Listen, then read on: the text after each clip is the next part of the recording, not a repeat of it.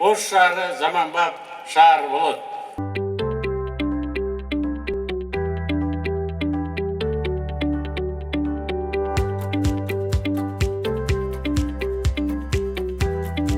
Қазақстанда bir ғана Ош шаарында контейнер. Екі контейнер. Бишкекте жоқ екен. Жоқ анда.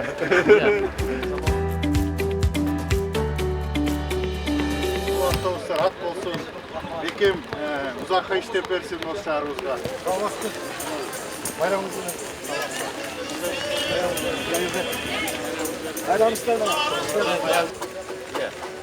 Çangır menen janaşıbı mintip tөгүп косуп алалы. Жакшылардын ушундай көрүп косуп алалы. Анткени ала тоо башын кары салат, кыргыздан акындар айтып жары салат. Улуу тоо башын кары салат, мындай улуулар айтып жары салат.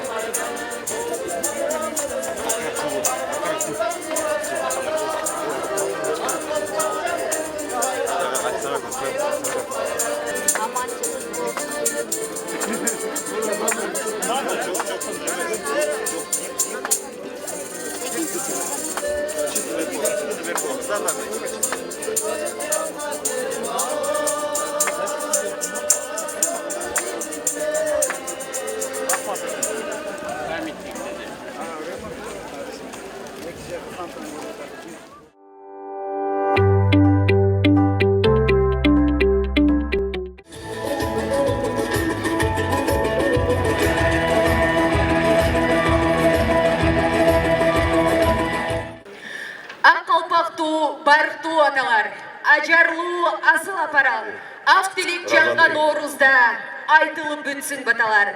Бабалардан мурас болуп бизге калган, бакыт берсин, ырыс берсин Ноорuz майрам! Алатоону аралап, кош келипсин Ноорузум, кыргызымдын жерине туш келипсин Ноорузум. Куттуктоо үчүн сөз Ош шаарынын мэри Жетигенов Бакытбек Жеңишбековичке берилет. Саламатсыңарбы? Урматтуу Ордолу Ош шаарынын эли жана кадырлуу коноктор. Арулуктун, тазалыктын жана жаңылануунун жарчысы болгон Ноорuz майрамыңыздар кут болсун. Шаарыбызда белгиленип жаткан бүгүнкү салтанаттуу иш-чарага Кыргыз Республикасы Министрлер Кабинетинин төрагасы, Кыргыз Республикасынын президентинин администрациясынын жетекчиси Жапаров Акылбек Үсөнбекович катышып жатат. Куттуктоо үчүн сөз Акылбек Үсөнбековичке берилет. Кутмандуу күнүңүздөр менен кадырлуу Ош областынын жана Ордолу Ош шаарынын тургундары, урматтуу Кыргызстаныбыздын жалпы кадырман калкы. 21 март ЮНЕСКОнун тизмесине кирген эл аралык Ноорuz майрамы. Бул майрам күн нуру жайылып, жер энебиз ууз чачып, жер жарылып, чөп чыккан мезгилге туш келет. Көктөм жыттанып, айланага жан кирип, күн менен түн теңелип, жыл жаңырат. Кылымдар бою Ала тоо койнунда канатташ жашаган 80ден ашык улуттун маданияты сакталып, кунары жанып, көп улуттуу акылман элибиздин коломтосунда от, дасторконунда кут, жүрөгүндө ынтымак болуп турсун. Ноорuz майрамы бардык аруу ой тилектерибизге жаңыланууну жана тазалыкты берсин. Быйылкы Ноорuz ыйык Рамазан айына туш келип отурат. Баарыңыздарды Кыргыз Республикасынын президенти Жапаров Садыр Нуркожоевичтин жана жалпы министрлер кабинетинин атынан ыйык Рамазан айы жана Ноорuz майрамыңыздар менен чын жүрөктөн куттуктап коюуга уруксат этиңиздер. Бүгүн президентибиз урматтуу Садыр Нуркожоевич бардык аймактын бирдей өнүгүүсүнө басым жасоодо. Баткен областына өзгөчө статус ыйгарылды. Кагылыштан жабыркаган элдин бүт үйлөрү тургузулду. Социалдык объектилердин баары бүттү. Чек арада жашаган элдин деми да күчтөндү. Алга кадам бирикмеси өздөрү туннель казып, суу чыгарып, какырап жаткан 5000 гектардан ашык дың жерлерди өздөштүрүүгө киришти. Жалал Абад экинчи экономикалык борборго айланып баратат. Майлы суу заводу кайра Кыргыз элине кайтарылып, 1 миллиард сомго модернизацияланып жатат. Быйыл продукциялай баштайбыз. Кыргыз Петролиум 410 миллион долларлык инвестиция тартып, бул дагы катуу ишке кирише баштады. Мына ушундай ири өндүрүштөр күч алды. Быйыл түндүк-түштүк альтернативдүү автомобиль жол ачылат. Камбарата бир кесинин биринчи табы бүттү, азыр экинчи этабына каржы булактарын издеп жатабыз. Жакында биздикилер барып келишти, Тажикстандын Рогун кесинде 30 миңдей адам иштеп жаткан экен. Биздин Камбарата бир кеси сыяктуу ири курулуштарга аймактын элинен миңдеген жумушчулар тартылат. Жалабат эл кайнаган борбор болот. Жаныбызда турган 17,71 триллион долларлык экономикасы менен дүйнөнүн экиден бир державасы болгон Кытай мамлекети менен карын катнаш жаңы баскычка көтөрүлүүдө. Кытай, Кыргызстан, Өзбекстан темир жолу транзиттик ири долбоор ал ушул аймактан өтөт. Картадагы ушул ортоңку жол аркылуу Европага жана Персия булуңуна чыгып кетебиз. Кыргыз Республикасы деңизге чыга албаган, туюктукта камалып турган республика деген аттан арылганы аз эле калды. 1,5 миллиард эли бар Кытай менен 1,5-2 миллиарддык Азия мейкиндигинде Кыргызстан Борбордук Азиядагы негизги транзиттик хаб болуунун астында турабыз. Дал мына ушул жолдо Жалал-Абад, Ош шаарлары тосуп алчу биринчи чоң дарбазалар болот. Жылына 20 миллион тоннадан ашык жүк өтөт. Миңдеген киши жумушка тартылат. Ордолу Ош жергеси республикалык масштабтагы экинчи чоң шаарыбыз жайгашкан жер. Жерин сүйгөн эл, элди баккан жер бул Ош. Азыр Ош шаарынын аянты 2,5 эсеге кеңейди. Элинин саны 100 миң адамга көбөйдү. Өзүңүздөр көрүп турасыздар, бүгүн Ош шаарында дагы бир чоң жаңылык болуп жатат. Ош шаарына 100 автобусту болушуңуздар менен куттуктап коюуга тургундарына улуксат бериңиздер. Сиздерге дагы электробус, троллейбустар дагы берилген жатат. Ош шаарынын жолдорун жасоого асфальт бетон заводу жана жол куруу техникалары да келип калды. Бул автобустарга биз Кыргыз Өзбек өнүктүрүү фондунун каржылоосунда Кыргыз өкмөтүнүн жардамы менен 1 миллиард сомдон ашык акча сарптап жатабыз. Ош шаарынын мэри Бактыбек Жеңишбекович, президент жана биз өкмөт койгон тапшырмаларды так аткарууга аракет жасап иштеп жатат. Былтыр шаардын таза суу көйгөйү чечти. Шаар бийиктикке карай өсүп, уникалдуу жол түйүндөрү салынганы турат. Бирөө мына былтыр өзүңүздөр көрдүңүздөр салынды. Былтыр 4 бала бакча, 4 мектеп салынды. Азыр дагы Терешкова интернаты, Алмалык мектеби салынып бүткөнү калды. Кыргыз өкмөтү ким иштейм десе, элдин кызыкчылыгын ойлогон жетекчилерге түздөн-түз жардам берет. Былтыр Жалал-Абадка, Караколго 2 миллиард сомдон жардам бердик. Быйыл Токмок менен Кара-Балта шаарына 1 миллиарддан сомдон жардам беребиз. Бизде мындан дагы чоң-чоң долбоорлор бар. Бирок баары элдин кызыкчылыгы үчүн иштеши керек. Ош шаары тазалык жагынан дагы, кооздугу жагынан дагы адам суктана турган байыркы шаарлардын бири. Келечекте дагы эң кызыктуу кооз шаарлардын бири болот деп тапшырма коюп жатабыз. Семичке кагаз, тазалык, салык төлөбөгөндөр менен аеусуз күрөш Бишкекте эле эмес, бардык жерде жүрүшү керек. Жат көрүнүштөргө каршы күрөшкө жалпылап жардам баарыбыз беришибиз керек. Коррупция менен аеусуз күрөш эч качан токтобойт. Ар бир айылдын, райондун чегине чейин жетебиз. Коррупциядан тазаланабыз. Урматтуу Ош шаарынын тургундары, шаар мэриясынын жакшынакай пландары бар. Ар бир жетекчи менен ынтымакташып, депутаттар иштешиңиздер керек деп биз ойлойбуз. Ош шаары заманбап шаар болот. Урматтуу мекендештер, булардан сырткары Кыргыз көмүрүнүн сатып алууга эң чоң кардар табылды. Ош областынан Чоңала районунда Эркиштам өткөрүү пунктунан наркы 430 миллион долларлык 153 километрлык ленталык конвейер салына башталат 1 апрелден баштап. Жылына 10 миллион тоннага чейин көмүр сатууга мамлекеттин экспорттук потенциалын жогору көтөрүүгө мүмкүнчүлүк пайда болуп жатат. Бул бюджетке эң чоң кирешелерди алып келет. Азыр 1-марттан тартып Иркиштан менен Торғарт бажы кызматы 7-24 саатына тынымсыз иштей баштады биз тараптан. Кошуналар тарабынан болсо 14 саат иштеп атат күнүнө. Кошуналар менен сандарыбызды дагы так көрсөтүүгө жетишсек деген аракеттерди жасап жатабыз. Өткөрүү пункттарында кургак порт болушу керек. Ал үчүн бир нече тонналык эң ири логистикалык надзорный складтар дагы салынат. Биз тараптан дагы, Суар тарабынан дагы. Областта ири курулуштардын бири өзгөн айланма жолу жеке төз инвестициянын негизинде салына баштады. Ош областы жана Ош шаары эң алдыңкы областтарга айланышы керек. Кадырлуу калайык калк, ар бир аймак өнүгөт. Ар бир аймак боюнча министрлер кабинетинин ачык жана так пландары бар. Бизге бир жакадан баш, бир жеңден кол чыгарган ынтымак гана керек. Ар бир район 4төн кем эмес проект чыгарылат жана ошону турмушка ашырат деген тапшырма бергенбиз. Ошону баары аягына чыгарылыш керек. Бул эми мамлекетибиздин бүтүндүгү эң зор биздин байлыгыбыз. Чегара, аймактык бүтүндүк, булар көздүн карегиндей сакталат. Ал күнүмдүк жашоо камынан жогору турат. Баткен биздин жүрөгүбүз, Чоңалай биздин бузулбас чебибиз, Атбашы Кошойдон калган душманга алдырбас жерибиз. 1000 жыл мурун Жусуп Баласагын мамлекеттин аймактык бүтүндүгүн биринчи орунга коюуну урпактарына тапшырган.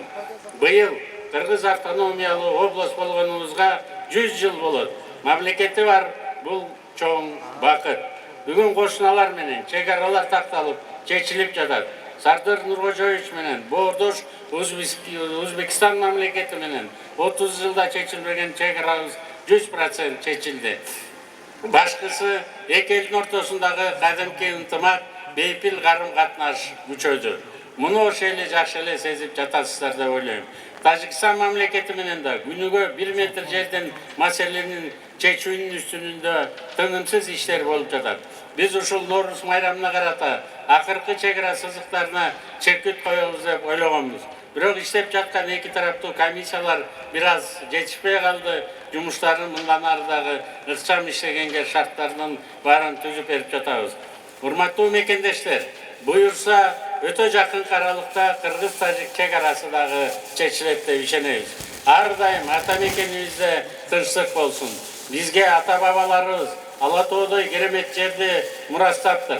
Акыл калчак уруна билсек, койну доло кенч, табиаты бейиктей конуп, баарыбызды рызкыга бөлөк багууга кенен жетет. Кадырлуу калайык калк, экономиканын закондору бул жашоонун мыйзамдары. Экономиканын өсүшү ичкидүн продукциядан көрүнөт. Ичкидүн продукциябыз 2023 жылы 1,2 миллиард сомдон ашты. Өсүү темпибиз 8,6%-га чейин туруктуу сакталууда. Инфляция 5%-ын тегерегинде болууда. Бул ЕАЭСтеги эң жакшы көрсөткүчтөрдүн бири. Менин ЕАЭСтеги коллегияларым Россия, Белоруссия, Казакстан, Армениянын өкмөт башчылары, Кыргызстан татынакай чакан мамлекет. Бирок 2 жылда кантип ушундай экономикалык жакшы көрсөткүчтөргө жеттиңер деп сурап калышат.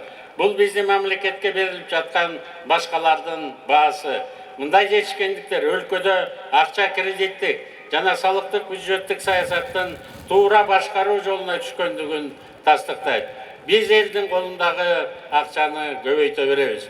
Жөлөк пулдарды 2 жылда 3 этап менен 200%-га чейин көтөрдүк.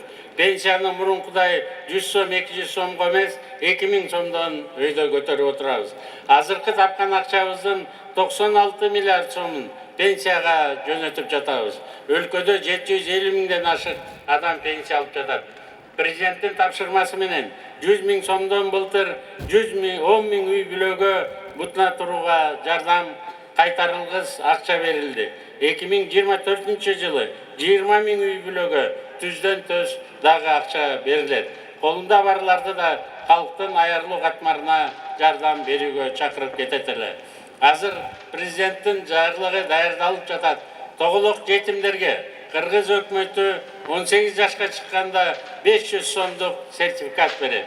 же үй сатып алышат, же окууга жумшашат. Буга быйыл эле 280 миллион сом бөлүп жатабыз. Айлыктарды бүт тармак боюнча 100-200%га чейин көбөйттүк.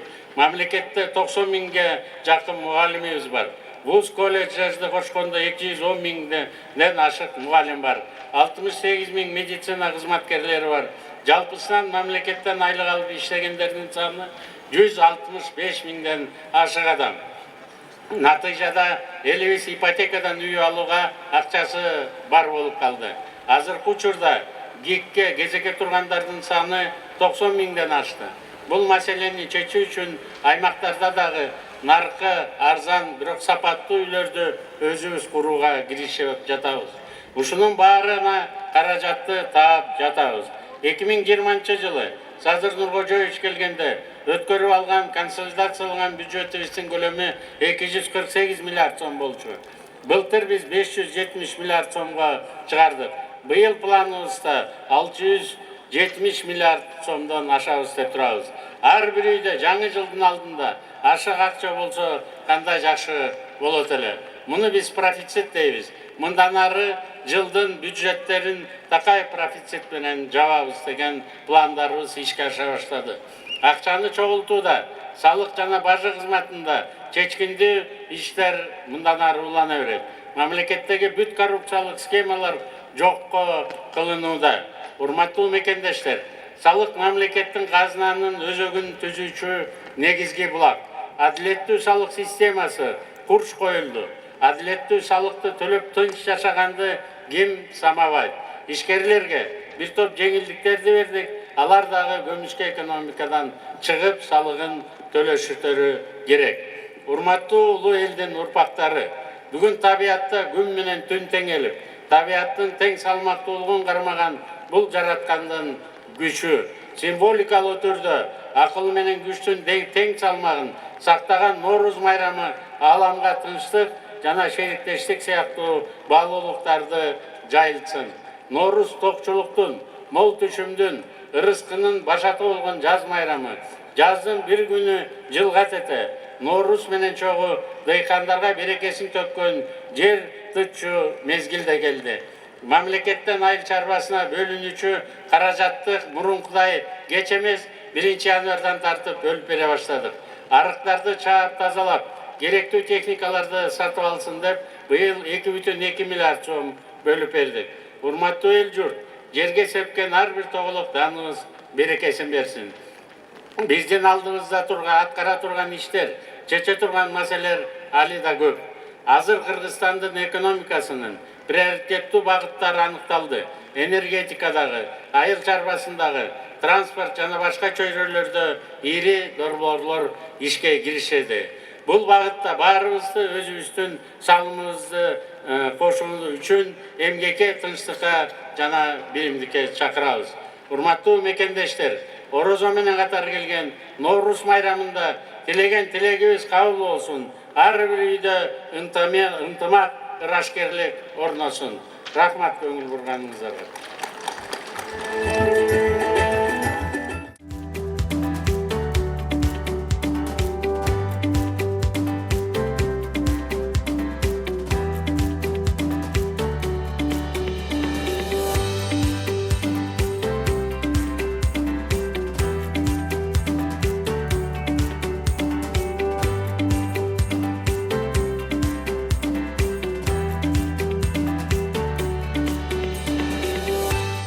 Кыргызстанда бир гана Ош шаарында контейнер.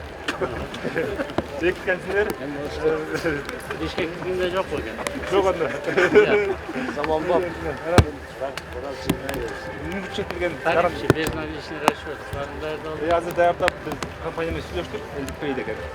Ошолор менен бүт баягы карта аркылуу, телефон аркылуу төлөмдөрдү биз Бишкекте кеткен ошолорду кетирбейбиз. азыр ошондо эске алдырып, Водительдерди автобус сүйүшөт. окутуп азыр Өзбекстан заводдон Маршруткада жүргөндө өкөтөң. заводдон өкүлдөр келип окутат. Баарын окутуп, бүт жума окутуп. Азыр бул жакта да Игорь вот эти проценты надо убирать. У нас второго будет комиссия. Мы же фонд делали не для того, чтобы мы прибыль получали, а на заработную плату, надо, чтобы они перечислили нам 50 миллионов. Бұл автобустар ат болсын, бекем ұзаққа іштеп берсін осы шаарыбызга. Вот. Құттықтайбыздар бір жол. Келіңіз автобустар. Ошолар үчүн жашага кызмат көрсөтсүн автобустарыбыз. Рахмат.